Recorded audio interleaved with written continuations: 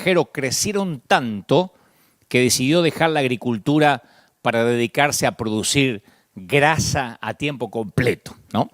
Contrató empleados y pronto su planta de fabricación enviaba barriles de grasa a todo el mundo. Y el granjero derribó su granja, derribó la finca y construyó una gran planta de fabricación de grasa en su lugar, ¿no? Sus máquinas de grasa aumentaron de unas pocas a miles de piezas móviles para mantener al día las órdenes que llegaban de todos los clientes. Y luego sucedió algo que nadie había notado. Mucha de la grasa que el granjero producía tenía que ser usada para lubricar las miles de piezas móviles de su propia planta. Entonces, a través de los años, de manera imperceptible, su propia fábrica creció y con ella crecieron los costos y la demanda de grasa, más empleados, más mantenimiento, y pronto llegó el día en que la planta de grasa no pudo satisfacer las órdenes de los clientes y quebró. La razón, toda la grasa que producía tenía que ser usada en sus propias maquinarias. Todo lo que producían era utilizado en sus propios equipos. Y cuando recuerdo esta historia, me viene a la mente las veces que esto sucede en nuestras congregaciones. Usamos todo lo que producimos para automantenernos. Sabemos claro desde el inicio que recibimos de Dios la tarea de llevar su corazón al mundo y en cambio hemos construido una subcultura cristiana que después tenemos que mantener. Entonces tenemos nuestra propia música, nuestra propia manera de hablar, nuestra moda, nuestras películas, nuestros conciertos, hasta nuestros propios dibujos animados. Y no hay nada intrínsecamente malo en eso. Pero nos hemos olvidado de quiénes somos y lo que hacemos. Creo que una de las cosas más desconcertantes a la que nos enfrentamos los líderes de iglesias es que la mayoría de la gente de la iglesia no sabe qué es iglesia. No sabe por qué existe la iglesia. Pregúntale a la persona promedio qué le viene a la mente cuando oye la palabra iglesia y va a recibir toda clase de respuestas y todas van a estar en el orden de un edificio, un templo, el lugar donde me reúno una vez a la semana, el lugar donde se reúnen los evangélicos. Y lo trágico es que aquello que le viene a la mente a la persona promedio, cuando piensa en la iglesia, está lejos de ser lo que sucedió realmente en la época en la cual nació la iglesia.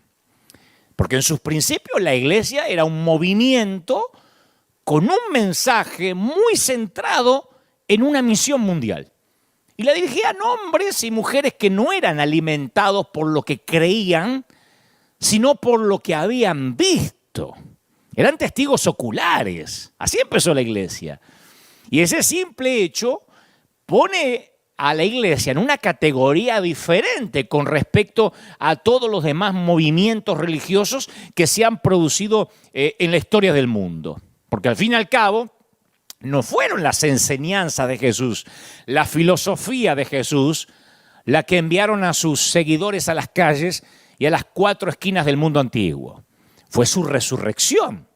Fueron que contaban lo que habían visto. Entonces los hombres y mujeres que formaron el núcleo de la iglesia no eran simplemente un grupo de seguidores de una doctrina, de una filosofía.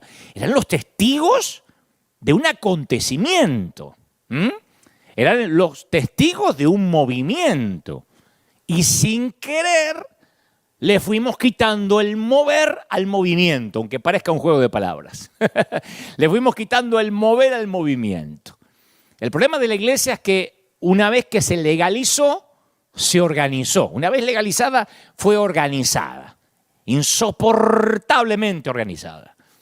Y lo que empezó como testigo ocular de lo milagroso, se volvió institucional. Y al cabo del tiempo, la iglesia tiene menos de movimiento y más de establecimiento. Menos de movimiento y más de establecimiento. Si hoy, en cualquier parte del mundo, dicen la palabra iglesia, Muy pocas personas van a pensar en función de un movimiento. Muy raro que alguien te diga, sí, es una movilización. Van a pensar en un templo, en un edificio. Y una de las realidades fundamentales en la vida de cualquier organización es que los sistemas se van fosilizando con el tiempo, se van volviendo arcaicos. Y la iglesia no es una excepción a esto. Yo creo que me dejes avanzar porque todavía no llego a lo que el Señor puso en mi corazón para que te diga. Durante el ministerio de Jesús en la tierra, hubo un debate constante acerca de su identidad. A mí me gusta que en estos mensajes de fines de semana uno pueda ver a Jesús con ojos nuevos. Esto significa que a pesar de que hayas escuchado esto, porque te criaste en una iglesia o llevas años en una congregación, quiero que te permitas el beneficio de la duda, como que estás oyendo esto por primera vez, porque la palabra está viva y Dios puede volver a hablarte de un modo nuevo con la misma palabra. Ojos nuevos. Se debatían quién era Jesús o cuál era su identidad. ¿Era un maestro? ¿Era un rabino? ¿Era un profeta? Tanto si se trataba de Nicodemo como si se trataba de la mujer con la que conversó junto al pozo, la pregunta era la misma. ¿Quién es este hombre? Y finalmente Jesús decide enfrentarse directamente a esa cuestión. Entonces les hizo a los 12 la misma pregunta que todos le habían estado haciendo a ellos. ¿Quién dice la gente que soy yo? En otras palabras, ¿qué dicen de mí por la calle? Cuando hablan del Mesías o de Jesús, ¿qué dicen de mí? ¿Qué dice la gente que soy? Y como recordarás, los discípulos le respondieron basándose en lo que ellos habían oído. Había quienes creían que Jesús era Juan el Bautista, que había regresado de los muertos. Otros sugerían que Jesús era el profeta Elías, del cual muchos judíos creían que regresaría de la tumba para presentar al Mesías. Entonces Jesús les hizo la pregunta directamente a los 12. ¿Y ustedes quién dicen que soy yo? Entonces, si conoces la historia, sabes que Simón Pedro fue el que responde de inmediato. Le dice, tú eres el Cristo, tú eres el Mesías, tú eres el Cristo. Cristo significa Mesías, el ungido, el Hijo del Dios viviente. Y con la misma rapidez Jesús le responde, dichoso Simón, hijo de Jonás, porque eso no te lo reveló ni carne ni sangre, no te lo reveló ningún mortal, sino que te lo reveló mi Padre que está en los cielos. Yo te digo que tú eres Pedro, piedra, y sobre esta piedra edificaré mi iglesia, y las puertas del reino de la muerte no prevalecerán contra ella. Ahí es cuando algunos dicen, bueno, entonces Pedro es el primer papa de la iglesia, es el fundador. No, Jesús hizo un inteligente juego de palabras. Usó el apodo que le había dado a Pedro para relacionar su proclamación de la iglesia. Él declaró que la piedra angular de la iglesia sería inspirada en la proclamación que Pedro había hecho acerca de su identidad, de la identidad de Jesús. Pero hay algo que se pierde al traducir la Biblia a nuestro idioma. Y específicamente yo me refiero al significado del término traducido como iglesia. Porque el término griego traducido como iglesia a lo largo del Nuevo Testamento y del cual se deriva nuestra palabra en español es eclesía. Quiero que prestes atención a esto porque de acá esta es la base para construir lo que creo Dios nos va a decir ahora. Eclesía. Lo que es posible que no sepas es que no era un término de uso religioso. Eclesía se usaba para hablar de los ciudadanos convocados a una reunión con un propósito cívico, por ejemplo. Vamos a hacer una eclesía en contra de Roma, una eclesía a favor del César, qué sé yo. Se usaba para referirse a los soldados también.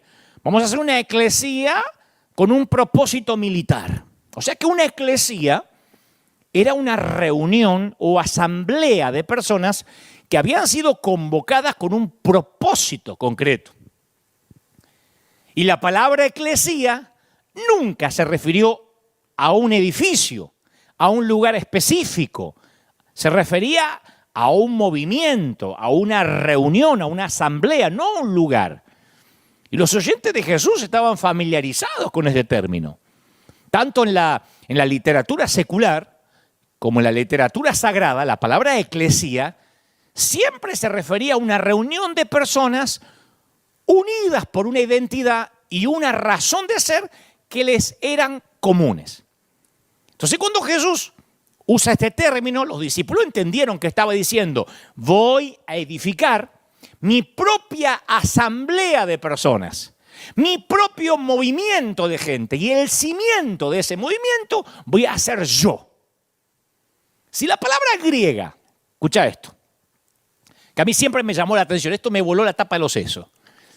Si la palabra griega significa reunión, ¿por qué nuestra Biblia no se ha limitado a traducirla como reunión? ¿De dónde salió la idea de conservar la palabra griega eclesía bajo la palabra española de iglesia? Que no tiene nada que ver. Y eso explica en parte por qué el movimiento despertado por la resurrección de Jesús se institucionalizó.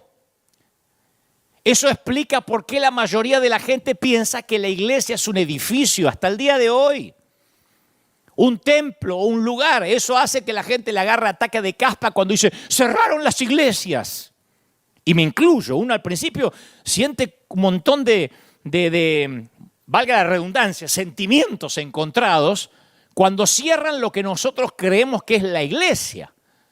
Ahora, al cabo de un tiempo, si uno va a la historia, la eclesía dejó de ser un movimiento, lógico. Ya no era un grupo de gente en expansión que compartía una identidad y una razón de ser comunes. Se había convertido en un lugar. Y los romanos le daban a cada uno de estos lugares de reunión el nombre de basílica, que se usa hasta el día de hoy, en Italia especialmente. Y también muchos países de América Latina la han adoptado, basílica. La palabra latina utilizada para identificar un edificio público o un lugar de reunión es basílica, o le dicen también catedral, ¿no? Las culturas góticas o germánicas usaron la palabra quirica o quírica. No sé si es quírica o quirica, pero es una palabra rara que se convirtió después en el alemán moderno en Kirche. De algo de eso sé, porque soy hijo de alemán. Kirche.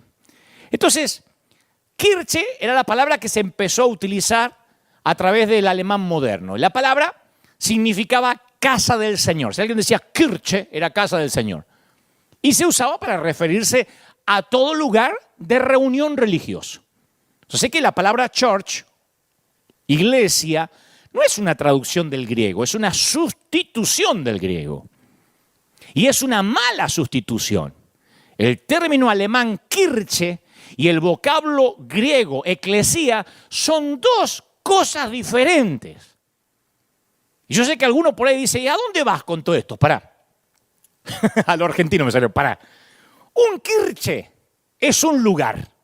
Si los alemanes decían Kirche, era un edificio.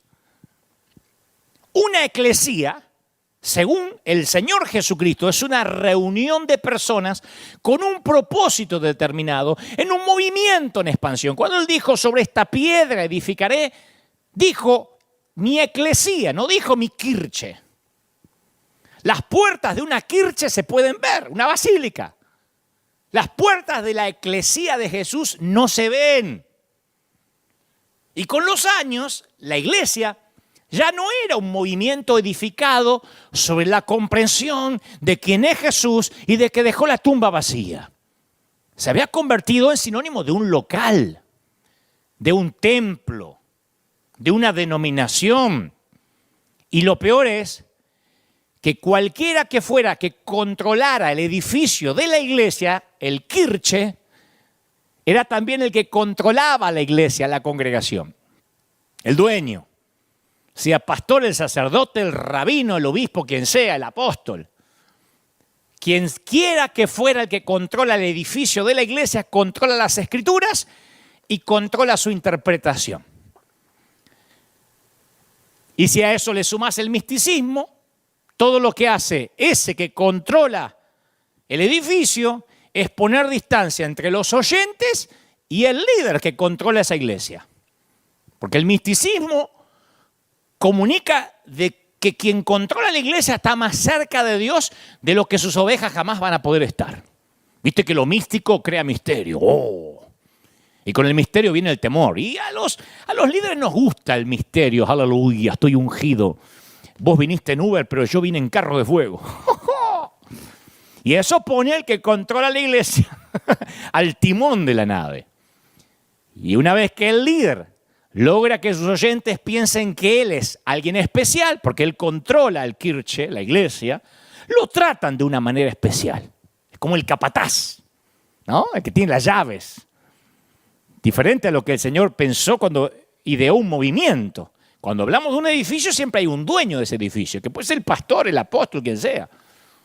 Mezcla todo eso con una postura de perfección del siervo de Dios, predicador de la sana doctrina, y nadie nunca va a poner en tela de juicio las decisiones de ese líder.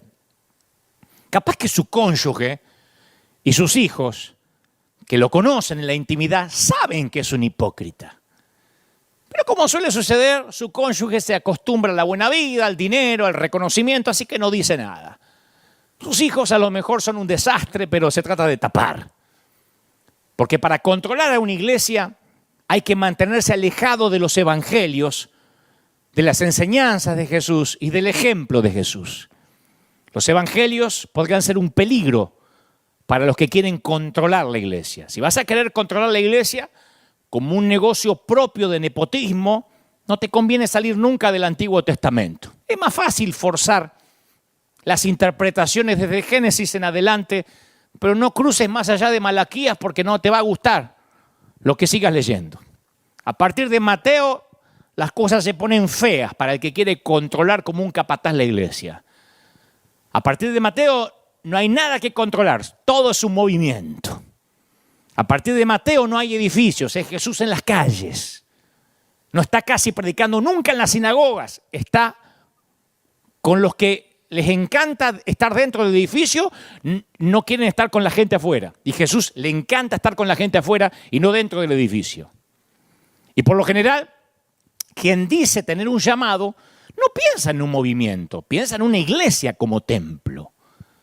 Continuamente a mí me escriben en las redes sociales y me dicen, yo tengo el llamado a predicar. Y se imaginan predicando acá en su congregación, donde sea, tras un púlpito. A mí me dicen continuamente, vamos a compartir una plataforma, me voy a grabar un disco, voy a escribir un libro. Nadie, o casi nadie, se imagina tener un llamado para integrar un movimiento. Todos quieren tener un llamado para trabajar dentro del edificio. Y a los evangélicos nos encanta hablar de llamado, de unción. Decimos cosas tan absurdas como lo que importa no es tu capacidad, sino tu disposición. Dios ve el corazón. ¿De verdad? ¿Tú no escogerías a un cirujano a partir de ese criterio? Jefe, ¿no me quitaría el apéndice? No, pero yo no sé. Pero no tiene buena disposición. Usted quítemelo. Vamos, en el nombre de Jesús. Dios usa a los que no tienen estudios para confundir a los sabios. Es verdad. Pero eso no convierte a la ignorancia en una virtud. En el momento que necesites saber qué debes decir, dice la Biblia, dice el Señor, el Espíritu de Dios te puede traer a la mente las palabras correctas. Por eso no es un argumento contra la preparación académica. Entonces, sostener las excepciones como si fueran la regla no es solo una necedad, sino que va contrario a las Escrituras. Pero al punto, para no irme del tema. ¿Nos estamos moviendo o solamente nos estamos reuniendo? Una pregunta que tenemos que hacernos más que nunca ahora durante la pandemia, los líderes. ¿Estamos marcando una diferencia en el mundo, en la sociedad? ¿O estuvimos por años dedicados a celebrar cultos? ¿Estamos organizados alrededor de una misión?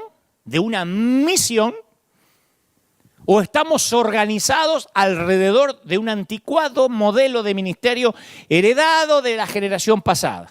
Siempre vimos que se predica dentro de un edificio y hacemos eso cuando nos toca y decimos a la gente que venga en lugar de nosotros ir. ¿Somos eclesía o nos conformamos con ser Kirche? Yo crecí asistiendo a iglesias pensadas para gente de iglesia. Nadie lo decía, pero se daba por sentado que las iglesias eran para la gente de la iglesia. Y el mensaje que se daba al mundo exterior era, bueno, una vez que comiences a comportarte como nosotros, una vez que muestres frutos, entonces y solo entonces podrás unirte a nuestro grupo y ser bienvenido. Y teníamos la tendencia, yo lo dije en domingos pasados, teníamos la tendencia de estar en contra de todo. La iglesia era conocida por todo aquello a lo que se oponía y casi nunca por algo que proponía. Entonces siempre estábamos contra cierto estilo de música, que el rock era diabólico, después era el rap, después era la lambada, después el hip hop. Nos oponíamos al alcohol, a la lotería, al aborto, al cine, a la moda, a los homosexuales, a los católicos. Y daba la impresión, a donde yo me crié, de que siempre estábamos buscando algo o alguien a quien boicotear. Y por extraño que esto parezca ahora, en aquel entonces no nos parecía raro. Eso era para nosotros iglesia. Kirche. Ese era el modelo. Los cambios a los que la gente se resiste son cambios asociados con la forma en que realizamos el ministerio, el modelo que adoptamos como iglesia. El modelo siempre termina definiendo a la iglesia.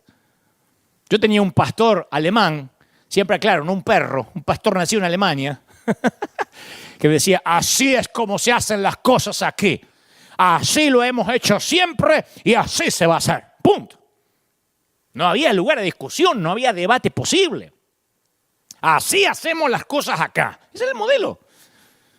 Y con el tiempo las iglesias se enamoran de sus modelos, su manera de hacer las cosas. Pero se supone que los modelos son un medio para lograr un fin, ¿o no? Los modelos son creados para apoyar la misión de la iglesia. En el pasado, todos los modelos de iglesia apoyaban la misión de la iglesia. Pero pasó que toda una generación se enamoró del modelo a expensas de la misión. Y lo cierto es que en el caso de la mayoría de las iglesias, el sostenimiento del modelo actual termina siendo la misión de la iglesia. Así lo hacemos acá. Sí, pero no están salvando ningún alma, no importa, pero hay que preservar el modelo. Y los voluntarios son entrenados con ese modelo particular en mente. Sea el G12, el G14, la célula, la reunión en las casas, el modelo de Jesús, el modelo del Espíritu Santo, el nombre que le quieran poner. No estoy diciendo que estén malos, pero quien se acerca a la iglesia son entrenados con esos modelos. Los presupuestos son creados alrededor de ese modelo. Hicimos una gira de casi 3 años llamado Auténtico. Al principio llamaba Íntimo, después llamó Auténtico. Y el año pasado, el 2019, fue demencial porque hacíamos 6, 7, 8 ciudades a veces por semana. Y yo llevaba esa conferencia que duró unas 3 horas. Y en esa conferencia yo hablaba que los modelos o las maneras de hacer las cosas que mantenemos y sostenemos de manera intransigente, es un poco como ese sofá o ese viejo sillón que nuestros padres cargaban de casa en casa cada vez que se mudaban. Que al inicio yo hablaba de un sillón verde que teníamos en casa. Al principio compraron el sillón verde porque necesitaban un lugar donde sentarse. Y en el conjunto original era perfecto. Y después con el tiempo se volvió algo más que un simple lugar donde sentarse. Entró a formar parte de la familia. Importaba más el sillón que la abuela. Y finalmente terminó el sillón asociado con los recuerdos. Había una historia con cada una de las manchas. Y terminaron apegándose emocionalmente a un mueble. Y cuando llegó el momento de mudarse, a pesar del hecho de que en realidad no se veía bien en la nueva casa y con la nueva decoración, lo pusieron en el camión, lo embalaron y se lo llevaron con ellos.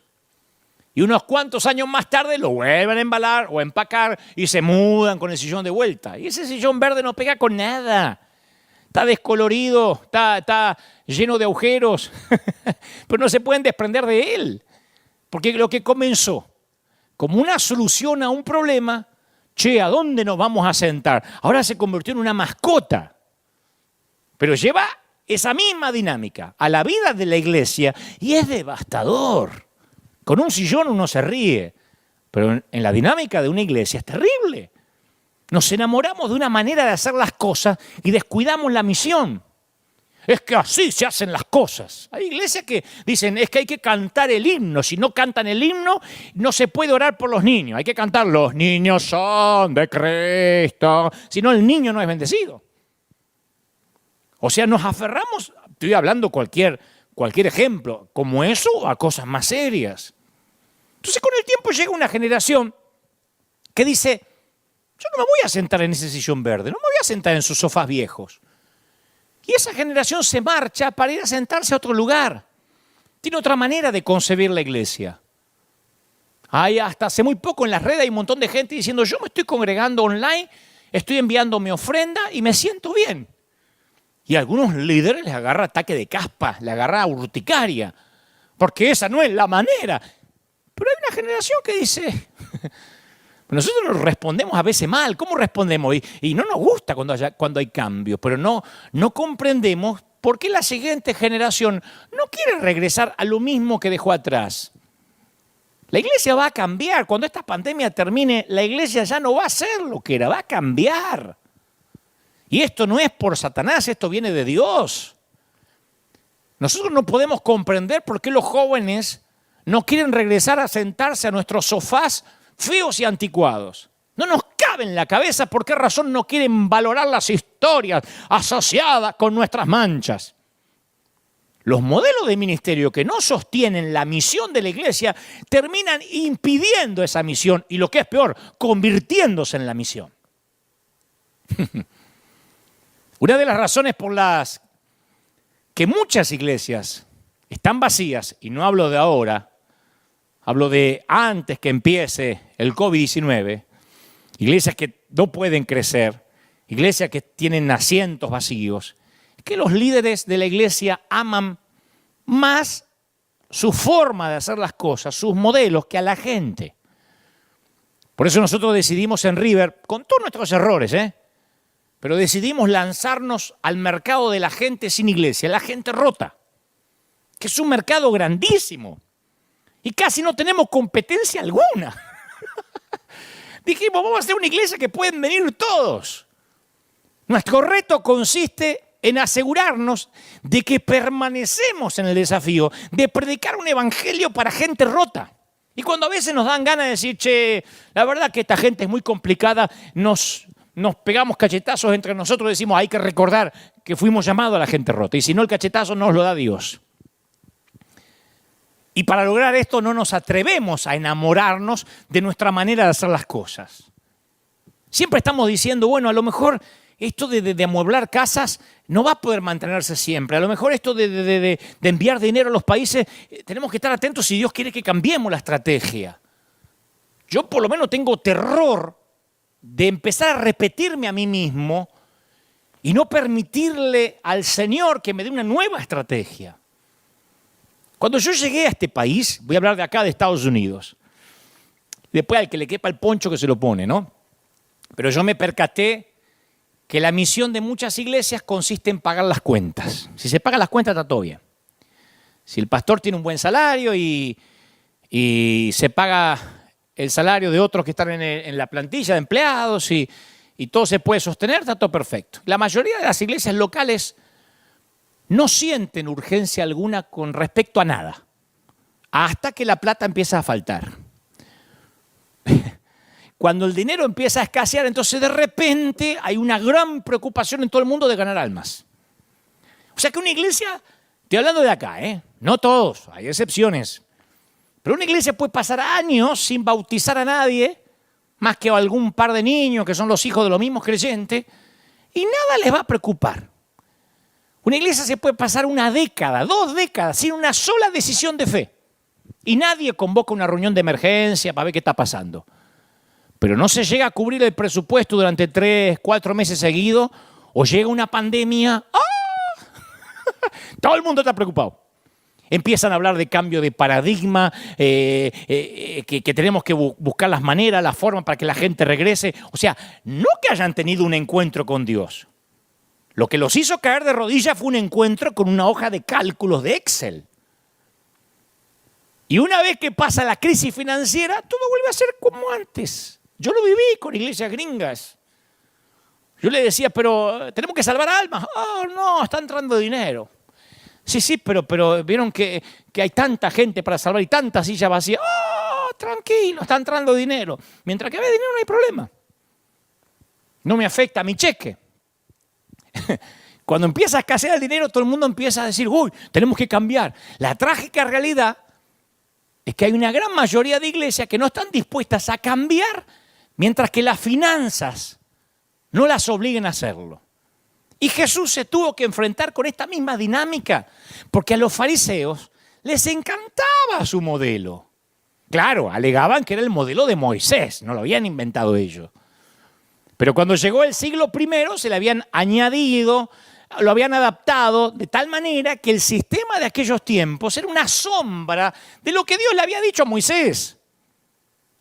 Y una de las cuestiones por las cuales Jesús se hallaba en un conflicto que no terminaba nunca, era el sábado, por ejemplo. No importaba que en el sábado podías sacar una cabra que se te había caído en el pozo, pero sanar a una criatura hecha a imagen de Dios, no, estaba prohibidísimo. Que al final, de uno de tantos debates sobre cuál era la conducta correcta sobre el sábado, Jesús hizo la siguiente observación. El sábado se hizo para la gente y no la gente para el sábado.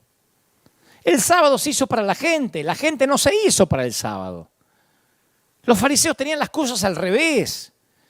Pensaban que el modelo era el que tenía que tener la prioridad. Y Jesús le dijo que no, que es la gente.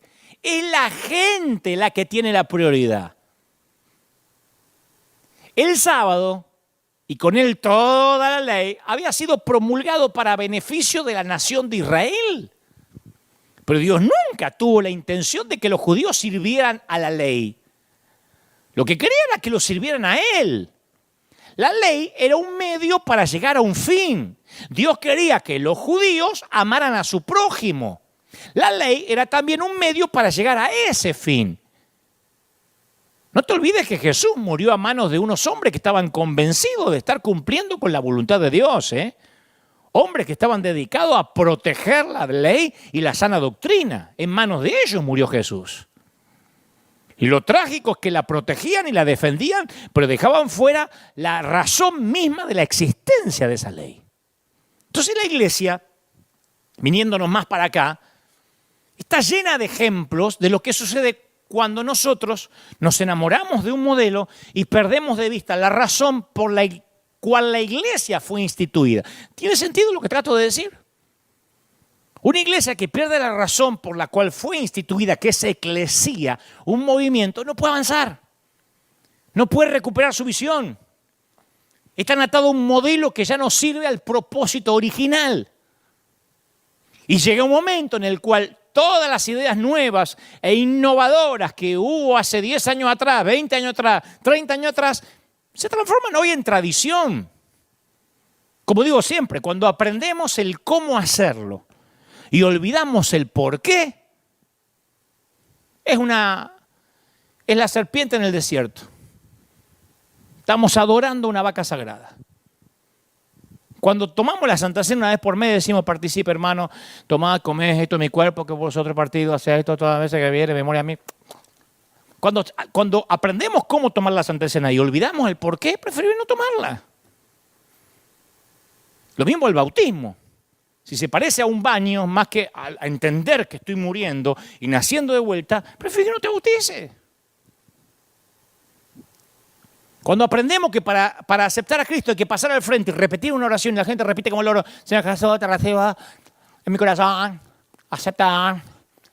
Cuando la gente repite como un loro mientras mastica chicle, aprendió cómo hacerlo, pero no entiende por qué lo está haciendo. Entonces es un océano de convencidos en lugar de un grupo de convertidos. Y no estoy hablando de modernizar la forma o que soy un loquito que quiere modernizar el exterior. Yo mañana puedo predicar con jeans rotos, camperita de cuero, chamarrita de cuero, ponerme tatuaje en todo el cuerpo y eso no me va a hacer diferente. Yo puedo verme más moderno, pero si defiendo mi modelo por encima de la misión, termino siendo un cristiano legalista, pero con botitas chetas, botitas cool y prendas de Zara. Pero algunos creen que si me pongo las botitas y el jean, uy, somos la iglesia de los loquitos de ahora. Si defendemos el modelo de las botitas y los jeans rotos, estamos igual que el alemán que me decía, así se hacen las cosas acá. Lo único que cambió es la ropa. Somos un poquito más cool, nada más. Entonces nos toca a nosotros decidir. ¿Queremos ser los guardianes de un modelo o queremos ser una iglesia que le encante asistir la gente que está rota? ¿Queremos ser una iglesia que la gente que no tiene iglesia le encante venir? Yo crecí entre gente que creía que la iglesia era para gente salva, que actúa como gente salva. Yo estoy demasiado familiarizado con esa clase de iglesia. Yo siempre digo que soy un legalista en recuperación. Yo todavía sigo asistiendo en secreto a las reuniones de legalistas anónimos. Entonces llego a la reunión y digo, hola, soy Dante. Hola, Dante. Voy al legalistas anónimo y ahí hago terapia. El problema en ese entonces era que nosotros mismos decidíamos, en la iglesia que yo nací, qué significaba actuar como una persona salva. Entonces tuvimos que decidir cuáles eran los pecados que podían cometer las personas salvas y cuál eran la evidencia de que la persona todavía no era salva. Y lo raro de todo aquello, como dije hace un par de domingos, que las listas iban cambiando con los años. Peor aún, esas listas de pecados nunca coincidían con ninguna lista de pecados de los que aparecen en el Nuevo Testamento. Durante largo tiempo, el divorcio estuvo en nuestra lista. Llegaba a la iglesia alguien que decía, estoy divorciado, y bueno, a ponerse a orar que se le muera la divorciada para quedar libre. De verdad. Pero yo me divorcié hace 2 años, y bueno, hay que orar que se muera, que le pase un accidente, que le agarre un cáncer, y si queda libre se vuelve a casar. Y el pobre desgraciado quedaba ahí porque... Y aparte, el tipo quedaba con una marca, divorciado, así. Algo hiciste mal. Ser madre soltera, en mis tiempos era lo peor. Porque el pecado no prescribía nunca. Porque mientras que el pibe crecía y correteaba por el templo, era un recordatorio de la metida de pata. Entonces, si a lo mejor la chica después se casaba y el que llegaba nuevo no sabía de quién era el hijo, pero... ¿Y ese nene de quién es? De aquella de la hermana Amalia. ¿Y está casada Amalia? Y eso era, el pibe tenía 30 años, los pelos en la pata así, y le seguía recordando a la mamá que era madre soltera. Entonces, nunca se incluyó en esa lista la codicia, a los celos, tampoco la calumnia, ni el chisme, ni la murmuración. En esas iglesias las lenguas eran bífidas, la gente hablaba de todo mundo. Y la gente rota, la gente que tenía problemas, no se sentía en libertad para llegar a esas iglesias y hablar de sus luchas y sus temores. Era como entrar a un hospital y lo primero que te decían es, shh, no hable de tu enfermedad acá, Entonces lo que hacían la gente era taparlo todo, lo cual por supuesto empeoraba la situación. Mi mamá decía, lo que se tapa no se cura bien. Y tapar los problemas mantiene a una persona dentro del favor de la iglesia, porque como tapa, como miente, toda la gente lo ama o la ama, pero solo sirve para alimentar el pecado que está tapando, sea cual sea. Y las iglesias destinadas para personas salvas o santas están repletas de hipócritas. Es más, es imprescindible ser hipócrita para formar parte. Ese es el primer requisito que te enseñan casi en el curso para la membresía. A partir de ahora tiene que sonreír y hacer que todo le va bien. Sí, pero mi matrimonio es un desastre. ¡Shh! No lo confiese. Sí, pero mi marido me pega. No lo diga, la mujer sujeta a su marido. La jeta le queda así de las palizas que le da el marido, pero no puede quejarse. Sí, pero yo tengo un problema económico. No, en el nombre del Señor, diezme, ofrende y se le va a ir. Sí, pero no tengo para pagar la renta, no lo diga. Entonces, la transparencia y la sinceridad son peligrosas en una iglesia creada para gente de iglesia que finge. Entonces, ¿quién sale mal parada en una iglesia para gente que finge? La gracia. Es difícil extenderle la gracia a gente que cree que no merece necesitarlo, que no la necesita. Y es difícil admitir que la necesitan cuando no están seguros que la van a recibir. Entonces todo el mundo finge. Yo dije que no me iban a quedar amigos. Nada dice la palabra hipócrita con mayor velocidad que el que los cristianos esperen que los que lleguen a la iglesia se comporten como santos cuando la mitad de los cristianos que están adentro no actúan ni la mitad de lo que ellos le reclaman al resto. Y el apóstol Pablo escribe en Colosenses capítulo 4, versículo 5, andad sabiamente para con los de afuera, redimiendo el tiempo. Sea vuestra palabra siempre con gracia, sazonada con sal, para que sepan cómo responder a cada uno. Yo siempre escuché por años muchísimos mensajes que estaban repletos de sal y sazonados con alguito de gracia. En vez de llenos de gracia, repletos de gracia y sazonados con sal, como dice el apóstol, al revés, saladísimo. Y algo chiquitito de gracia, no tanto como para que no crean que esto es libertinaje. Y en parte esa es la razón por la cual muchas personas sin iglesia, mucha gente rota, siguen estando rotos y siguen estando sin iglesia. Claro, en otro extremo del espectro, lo voy a decir para que nadie se rasgue la vestidura, se encuentran los que afirman que la iglesia es para todo el mundo, cualquiera sea su conducta, no importa si no cambia. Cuando yo era jovencito le llamábamos iglesias liberales. La que sale perdiendo en las iglesias liberales no es la gracia, es la verdad. Porque la verdad en sí tiene el tono de algo absoluto, no es media verdad. No somos cometedores de errores que necesitamos corrección. Somos pecadores que necesitamos un Salvador, ¿está claro? No necesitamos una segunda oportunidad, necesitamos un segundo nacimiento. Entonces, como testigo de todo lo que Jesús dijo e hizo, el apóstol Juan resume el enfoque de Jesús de la siguiente manera. Él dice, y el Verbo se hizo hombre y habitó entre nosotros. Y hemos contemplado su gloria, lo pueden buscar en Juan 1:14, y hemos contemplado su gloria, la gloria que corresponde al Hijo unigénito del Padre, lleno de gracia y de verdad. Me encantaría que repitas en tu casa, yo no hago nunca esto, pero sería bueno que no olvides estas dos palabras, gracia y verdad. Lo diré otra vez, gracia y verdad. Y 3 versículos más tarde Juan repite la misma idea, dice, pues la ley dada por medio de Moisés, mientras que la gracia y la verdad nos han llegado por medio de Jesucristo. Moisés dio la ley, pero Cristo trajo gracia y verdad. Y a mí me encanta eso. Gracia, lleno de gracia y de verdad. No el equilibrio entre ambas, sino la plena personificación de las dos.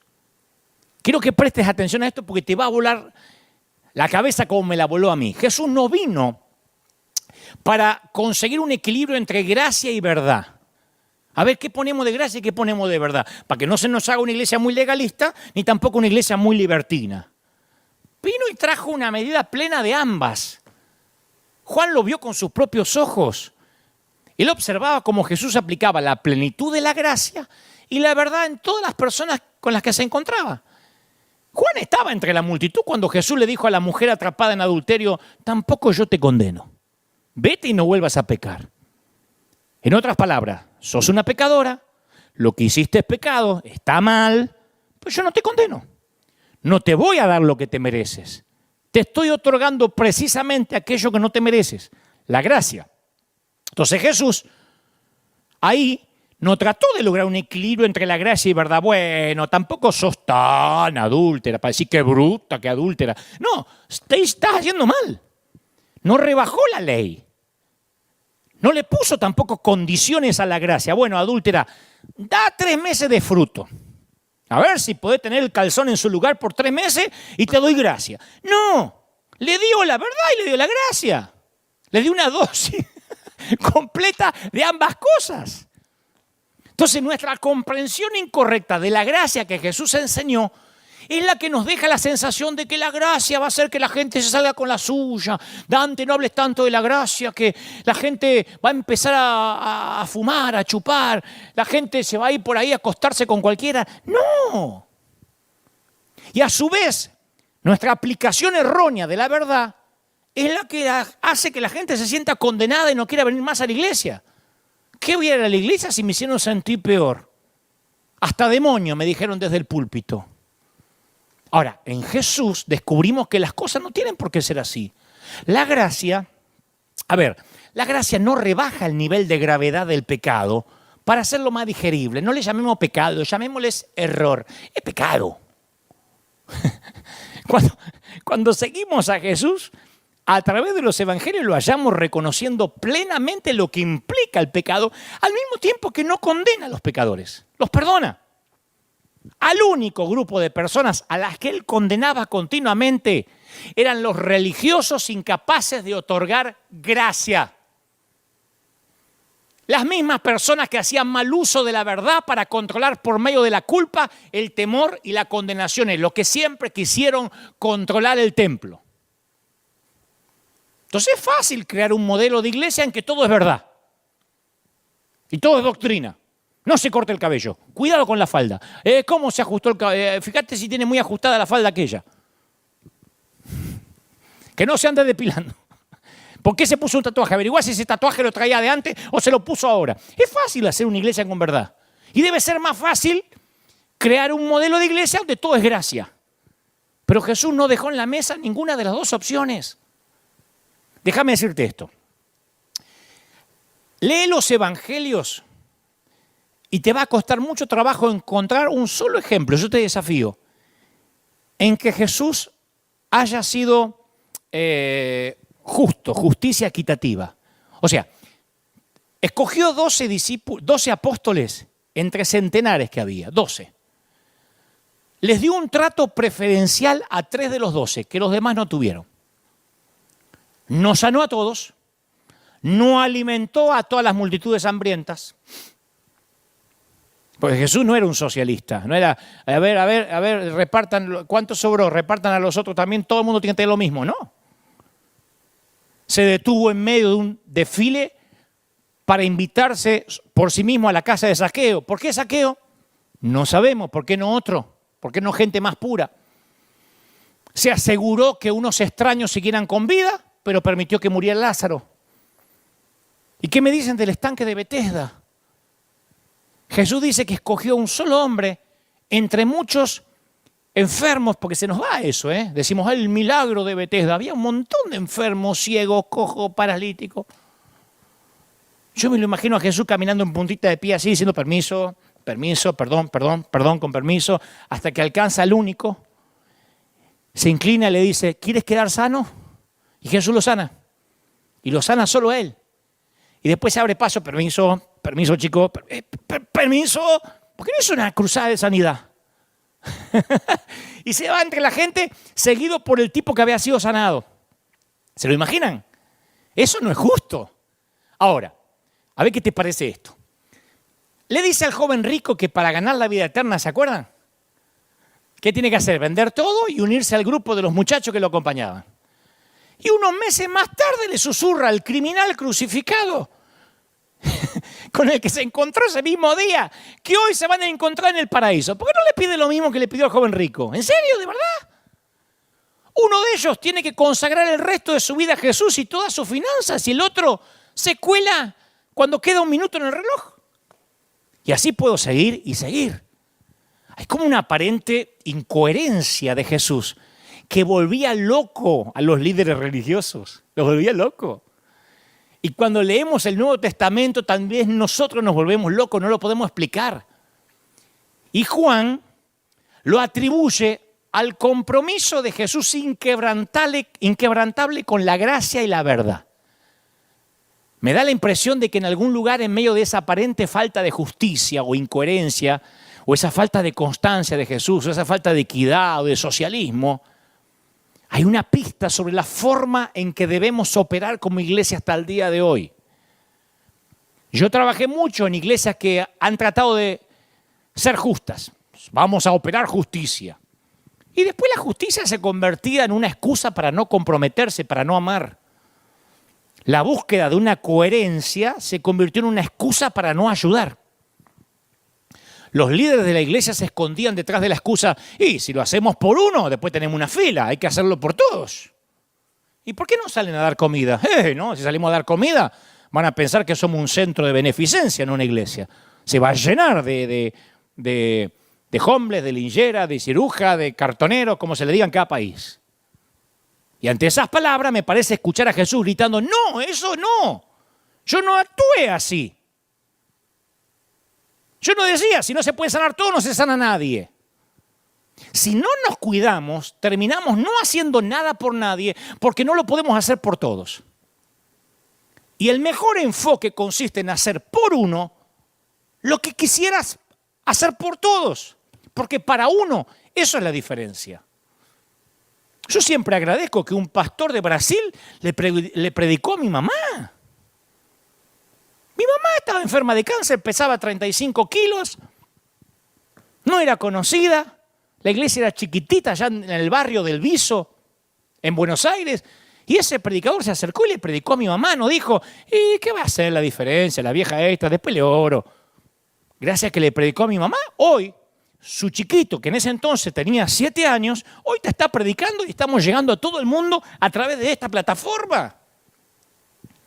Imagínate que hubiese dicho, no, ¿qué va a hacer? Hagamos por uno. Ni abramos la iglesia por una vieja que va a venir enferma de cáncer. Yo he visto los intentos de las iglesias por actuar de una manera coherente. Pero también he visto cómo la dedicación a esa coherencia se interpone en el camino del ministerio. Por eso tiene una belleza especial la gracia y la verdad. Porque se complementan, porque son necesarias ambas, no son extremos opuestos de un poste, son ingredientes esenciales. Y sin dosis masivas de gracia y de verdad no tendremos una iglesia saludable. Escuchen esto, o recuerda esto. Porque hay alguien que puede decir, bueno, pero está bien, pero yo no sé si tanta gracia, a lo mejor puede confundir la gente. Vamos a hablar a calzón quitado. O fuiste un desastre en algún momento de tu vida, no me digas que no. O lo sos. O estás a una decisión tonta de convertirte en un desastre. Y cuando vos eras tu versión más desastrosa, ¿qué buscaste? ¿Legalismo? No queríamos legalismo. Si éramos un desastre. Mi papá vivía borracho. ¿Te pensás que él buscaba legalismo? Él necesitaba gracia. ¿Qué necesitaste? No pienses cómo tiene que ser la iglesia ahora. ¿Qué necesitaste vos? ¿Qué necesitaba yo cuando llegamos a la iglesia? Necesitábamos que nos acepten como éramos. No cantamos tal como soy sin más decir que a otro yo no puedo ir. No cantamos tal como soy. No es la canción que cantan miles cuando miles corren al altar desde las campañas de Billy Graham. Tal como soy. Eso es lo que Jesús hizo por mí, por ti. Y eso es lo que nos debe importar. Lucas cuenta que la iglesia comienza en grande, ¿no? Y entonces los gentiles comienzan a escuchar que Jesús resucitó y también empiezan a creer. Y una vez que los gentiles creen, se quieren unir al grupo de Jesús, que era un grupo que estaba formado especialmente por judíos. Y muchos de los cristianos judíos no estaban preparados para que venga la gentuza. Jesús era el Mesías de ellos. Y hasta el día de hoy seguimos peleando por quién tiene la exclusividad de Jesús. Aún dentro de los evangélicos. No, mirate que los de la cuadrangular. No, los de la asamblea. No, los de la unión. Pero vos sos de la asamblea de Suiza o sos de la asamblea de los tanos. Porque fíjate que los tanos usan mantilla. Y estamos siempre peleando por la estupidez de quién tiene el verdadero Jesús. En aquel entonces pasaba igual. Y encima algunos apóstoles iban a regiones gentiles a proclamar que Jesús había resucitado. Entonces, ¿a dónde iba? Los gentiles creían. Y mientras que los judíos mesiánicos, este era el problema, no se consideraban ellos como convertidos. Ellos pensaban que habían crecido, pero no se habían convertido. En cambio, los gentiles sí, se habían convertido del paganismo. Pero no consideraban los gentiles que su conversión era una conversión al judaísmo. Escuchen, porque esto tiene mucho que ver con lo que pasa ahora. Ahora vamos a relacionarlo con esto de eclesía. El gentil se convertía a Cristo porque le hablaban que había resucitado al Señor, y eso generaba un problema para los judíos que amaban el modelo. ¿Cómo es posible que alguien se convierta en seguidor de un Mesías judío y no se quiera ser judío? Es como que, ¿pero cómo puede ser? Te dije que Jesús era argentino y vos querés seguir siendo paraguayo. Te dije que el Mesías era argento, nació en Buenos Aires y vos querés ser sueco. Es una cosa parecida, ¿no? Es como cuando los legalistas dicen, los que adoran, una vez me escribieron, esas chicas que cantan ahí arriba en River, no tienen a Cristo. Y yo, ¿cómo sabe? Capaz que sabe algo que yo no sé. Las chicas que cantaban acá me decían así porque usan pantalones. O sea, ya las mandó al infierno porque usan pantalones. O sea, no les conocen la vida, no saben lo que piensan. Entonces acá era parecido. Algunas de las prácticas de los gentiles eran consideradas como sacrílegas. Sacrílegas, sí.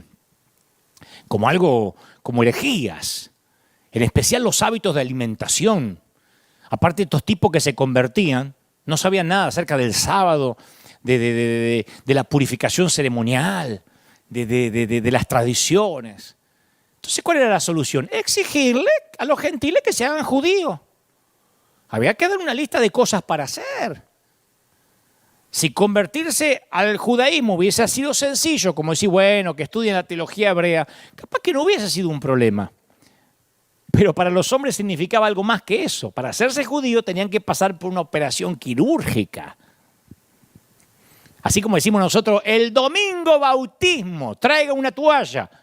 Y yo quería que dijeran, el sábado traigan tijera. Y un tachito para tirar cosas.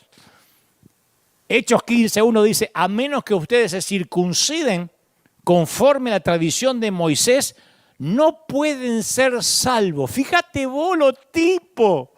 Habían visto a Jesús, lo desgraciado, en la cruz. Resucitó. Y esto dice, no, pero no están circuncidados. ¿Cómo? ¿Vos te pensás que Jesús va a morir por los que tienen prepucio? Y eso era el principio. Porque siempre tratamos de sumarle algo a la gracia. Nosotros decimos, bueno, está bien, Jesús más circuncisión. Jesús más células en tu hogar. Tenés que tener una célula, si no, no tenés la salvación. Jesús más el preencuentro y el recontraencuentro del liderazgo. Jesús más congregarte en la semana. Jesús más diezmos y ofrendas o primicias, si no, no sos salvo. Es una costumbre que tenemos de agregarle cosas a la gracia. Y en este caso, además de someterse a la circuncisión, se le exigía que se sometieran a toda la ley de Moisés. Imagínate los pobres gentiles, que no sabían ni quién era Moisés. Ya guardar la ley era difícil para el judío promedio. ¿Sabes lo que era para los gentiles aprenderse la ley? Les iba a llevar años. Tenían que reorganizar toda la vida y les iba a llevar toda la vida a aprender lo que los judíos habían aprendido de nacimiento. Es necesario circuncidar a los gentiles y que obedezcan la ley de Moisés. Ya me lo imagino al tipo. Entonces, después de un debate, Pedro se dirige al grupo y le dice, sin hacer distinción ninguna entre nosotros y ellos, los gentiles, Dios purificó sus corazones por la fe, muchachos. Y después les hace una pregunta, porque se hizo un debate, se llama el Concilio de Jerusalén, se hicieron todo un debate. Les hace una pregunta a los oyentes, ¿no? Y le dice, ¿por qué tratan de provocar a Dios? Poniendo en el cogote, en el cuello de estos discípulos, un yugo, un peso, que ni sus antepasados, ni sus abuelos, ni ustedes pueden soportar. Lo voy a hacer en versión Dante habla hoy.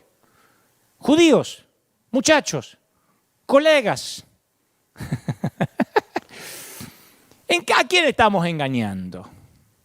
Ni siquiera nosotros podemos cumplir la ley. ¿Por qué le vamos a poner esa carga a los gentiles? Era un argumento poderoso. Y agrega, no, nosotros creemos que somos salvos por la gracia, igual que ellos, de nuestro Señor. Y ahí se sienta Pedro, porque le había tocado hablar, y todos miran a Jacobo.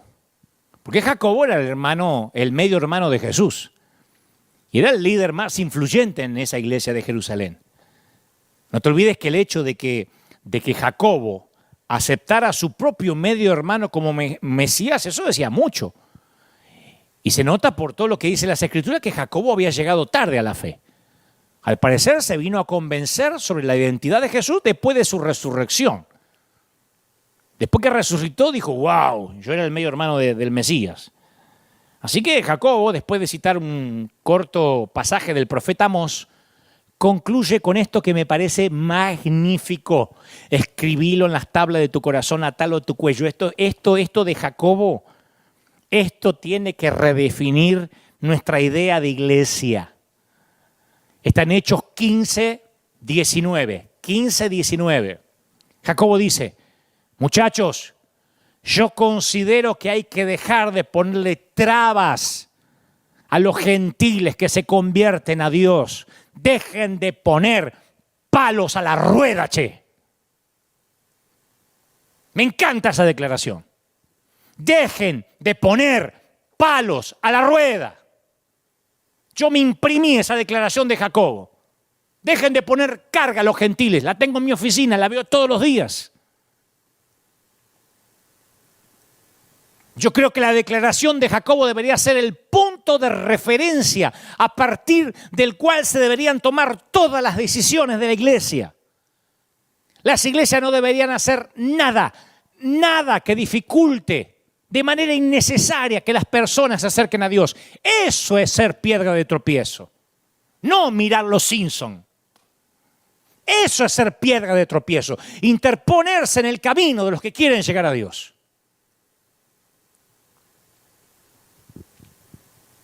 Ay, no te sacas fotos en Instagram con tu familia, no seas piedra de tropiezo. Piedra de tropiezo es ponerle palos a la rueda a la gente rota que se quiere acercar a Dios. Y después de esa declaración de Jacobo, las cosas no quedaron así, nunca quedan así.